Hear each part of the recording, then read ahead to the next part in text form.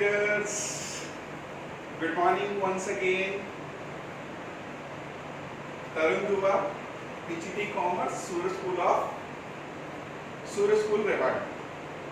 Again, beta, as such, you better know that in the last class we have discussed the topic partnership.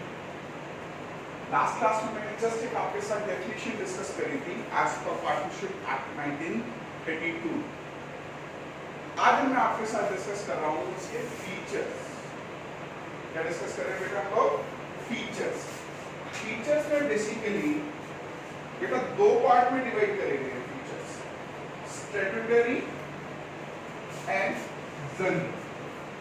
Statutory का मतलब आप समझने की कोशिश करिए। स्टैट्यूटरी का मतलब होता है मैंडेटरी। क्या मतलब होता है? मैंडेटरी मतलब बाउंड टू बी, आपको ये अप्लाई करने ही करने हैं। जनरल, जनरल फीचर्स इसके addendum to, additional. Fine, one by one हम इसके बारे में डिस्कस करेंगे। सबसे पहला फीचर क्या है? More than one person. मतलब अगर हमने पार्टनरशिप स्टार्ट करनी है तो ऑब्वियस सी बात है कि मिनिमम टू मिनिमम आपके कितना पार्टनर होने चाहिए? 2। अगर किसी भी सिचुएशन में लेस देन 2 पार्टनर होते तो हमारी पार्टनरशिप डिसॉल्व हो जाती। आप देखेंगे ये सभी फीचर्स ना आपकी डेफिनेशन से निकल के आते हैं। देखिए डेफिनेशन का मतलब ही क्या था? Partnership is a relationship between 2 or more person. Clear? Existence of a business.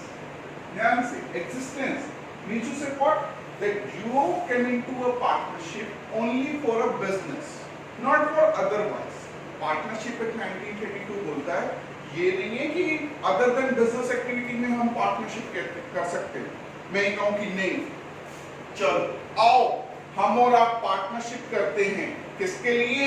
हम लोग एक बहुत बड़ी बैंक रॉबरी करेंगे ना।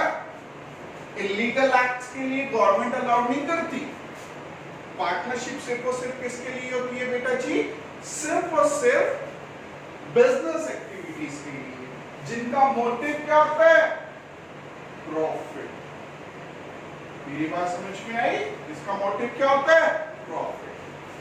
कॉन्ट्रैक्चुअल रिलेशनशिप बेटा, जब वन और मोर पर्सन, 2 पर्सन जब भी पार्टनरशिप में आते हैं तो उनके बीच में जो रिलेशन होता है ना, जो इनका रिलेशन होता है, वो रिलेशन ना कॉन्ट्रैक्चुअल होता है। क्या होता है? कॉन्ट्रैक्चुअल। कॉन्ट्रैक्चुअल का मतलब क्या है यहाँ पर?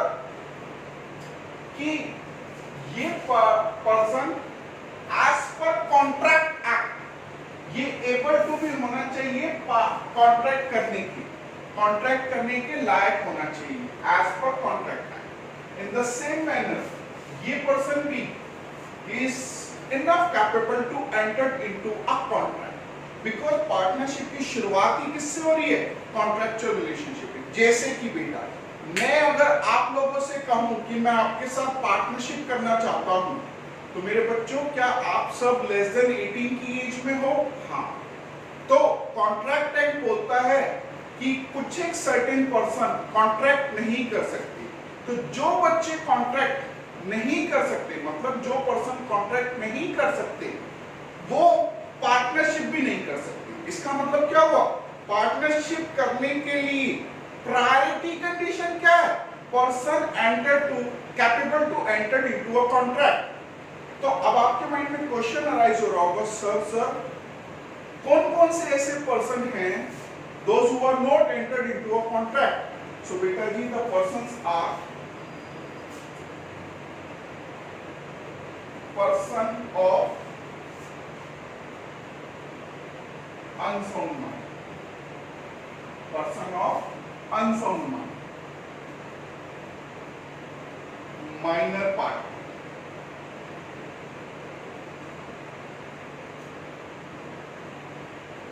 lunatic, or disqualified by law। Fine, ये ऐसे पर्सन्स हैं जिनको कॉन्ट्रैक्ट एक्ट अलाउ नहीं करता, किसके लिए? पार्टनरशिप के लिए। और जब ये कॉन्ट्रैक्ट नहीं कर सकते तो बेटा ये पार्टनरशिप भी नहीं कर सकते। बेटा एक ना आप इस पॉइंट पे कंफ्यूजन होंगे, बेटा कॉन्ट्रैक्ट एक्ट ना माइनर पार्टनर को पार्टनरशिप करने के लिए मना करता है, but partnership act minor partner को पार्टनर बनाने के लिए अलाउ करता है। ये ना एक एरर है। कॉन्ट्रैक्ट एक्ट क्या बोलता है कि माइनर पार्टनर बन सकता है, पार्टनरशिप एक्ट क्या बोलता है? माइनर पार्टनर बन सकता है, बट माइनर पार्टनर बन सकता है सिर्फ और सिर्फ प्रॉफिट में। That's why minor can not be a full fledged partner. अभी फॉर द टाइमिंग अभी हमने स्टार्टअप किया है, तो मैं आपसे एक सिंपल सी बात बोलूंगा, आपके पेपर में क्वेश्चन आएगा can minor be a partner, तो आपने आंसर कैसे देना है? यस और no. Yes, a minor can be a partner as per partnership act, but a minor can be a partner only in profit. Minor cannot be a full-fledged partner. Fine? Clear है? Yes. फिर आता है case क्या कि no कैसे? Because minor cannot be a partner. Reason behind this, because the contract act cannot allow him to enter into a contract. Because if a person cannot enter into a contract, then how can it enter into a partnership? Because a partnership is having a statutory feature that contractual relationship must be there. अगर एक person contractual relation develop नहीं कर सकता तो partner कैसे बन सकता? ठीक है। फिर बेटा प्रॉफिट मोटिव, ऑब्वियसली जब हम बिजनेस कर रहे हैं तो हमारा मोटिव भी क्या होना चाहिए? प्रॉफिट। पर क्या हमारा लॉस भी हो जाता है? ठीक है। फिर बेटा देखिए हमारा एक टॉपिक है principal agent relationship. Principal agent relationship में देखो क्या है, एक हमने डेफिनेशन में एक लाइन पढ़ी थी, कैरी ऑन बाय ऑल और any of them acting for all। बेटा प्रिंसिपल और एजेंट रिलेशनशिप में आप एक चीज देखिए, एग्जांपल मैं आपको बना रहा हूं, दो पार्टनर है, ठीक है, एक पार्टनर हमेशा ना रेस्ट मोड पे रहता है और एक पार्टनर हमेशा एक्टिव रहता है। फाइन? तो जो पार्टनर एक्टिव रहता है ना वो ना एजेंट कहलाता है। क्या कहलाता है? एजेंट। और जो पार्टनर रेस्ट मोड में रहता है, मतलब उस एक्ट के लिए वो पार्टिसिपेट नहीं कर रहा, तो वो क्या कहलाता है? प्रिंसिपल। फाइन? अब एक्ट ये कर रहा है, एक्ट होने की वजह से दो बातें होंगी, क्या तो फायदा होगा, क्या नुकसान होगा। अब फायदा हो या नुकसान हो एक्टिव पार्टनर की वजह से, बाइंडिंग तो दोनों पार्टनर पर ही रहेगी। मेरी बात समझ में आई आपको? प्रिंसिपल एजेंट रिलेशनशिप का मतलब क्या होता है? Principal is agent is what? Agent is a person who can do any kind of work on the behalf of a principal. Whatever the acts done by the agent, principal is equally responsible for that. Principal agent relationship समझ में आया? अब समझिए, दो partner के बीच में principal agent relation होता है। अगर एक पार्टनर रेस्ट मोड पे है और एक पार्टनर काम कर रहा है, तो जो पार्टनर काम कर रहा है वो फायदा करे या नुकसान करे, whatever the case may be, either it is his act is being converted into a profit or loss, both the partners are equally responsible for that. This is what we mean by principal agent relationship. फिर बेटा एक simple सी कुछ एक features हैं। Liabilities unlimited in nature होती है, जैसे कि मैंने आपको बताया था सोल प्रोप्राइटरशिप में, लास्ट वीडियो में हमने डिस्कस किया था। नो सेपरेट इंडिविजुअलिटी, किसी भी पॉइंट ऑफ व्यू पे इंडिविजुअलिटी नहीं कर सकते, हर एक के लिए दोनों लायबल हैं। अटमोस्ट गुड फेथ, पार्टनर्स के बीच में विश्वास होना बहुत जरूरी है, विश्वास की utmost, because when there is no faith you can not say that it should be a long lasting partnership. It is the prior condition to be an effective partnership. Utmost good faith is required. Restriction or transfer of interest, restriction or transfer of interest, मान के चलिए बेटा आप में से कोई भी बच्चे ने के साथ मैंने पार्टनरशिप, अभी नहीं करी, मान के चलो फ्यूचर, एक इमेजिनरी एग्जांपल है, आप में से कोई ब्रिलियंट बच्चा था, उस बच्चे ने बेटा 24 की एज में BBA MBA कर ली है और अब वो बिजनेस स्टार्ट करने आ रहा है, ठीक है। उसने कहा कि तरुण सर आप बिजनेस बहुत अच्छा पढ़ाते हैं, आपको बहुत अच्छी नॉलेज है और मैं भी इन्वेस्टमेंट करने के लिए तैयार हूँ और आप भी क्लासेस में अनाउंस कर रहे थे कि फ्यूचर में मैं बिजनेस करूँगा, so let's enter into a partnership, ठीक है। अब हमारी और उसकी पार्टनरशिप हो गई, अब बेटा हम लोगों ने बिजनेस स्टार्ट किया, कोई भी नाम ले लो आप में से, मान लो फॉर एग्जांपल रजनीश, आप में से कोई, रजनीश और मैंने पार्टनरशिप करी, ठीक है।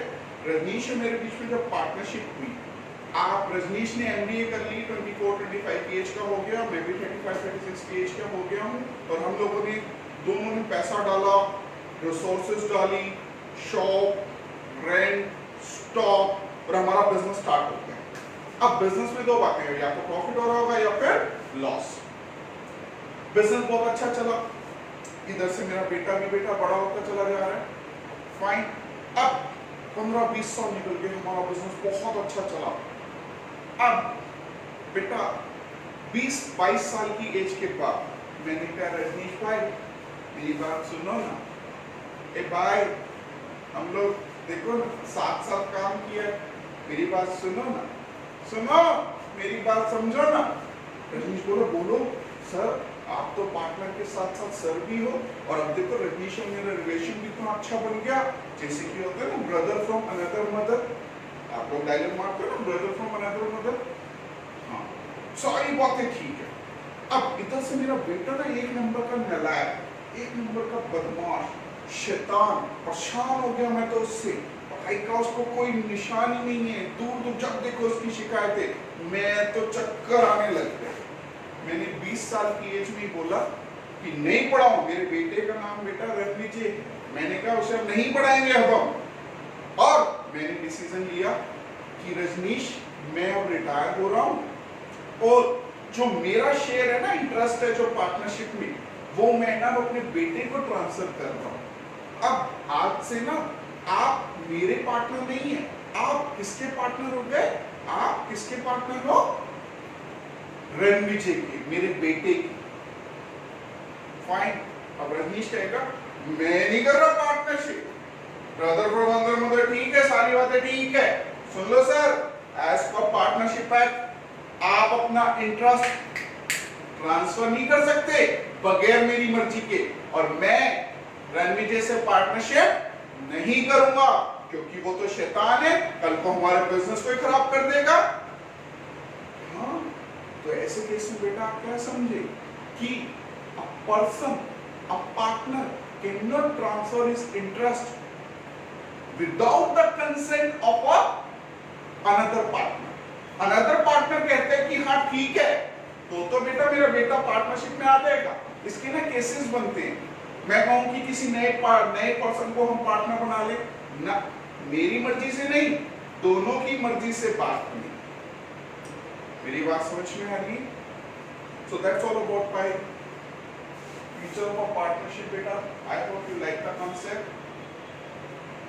Safe at home, stay at home. Bye.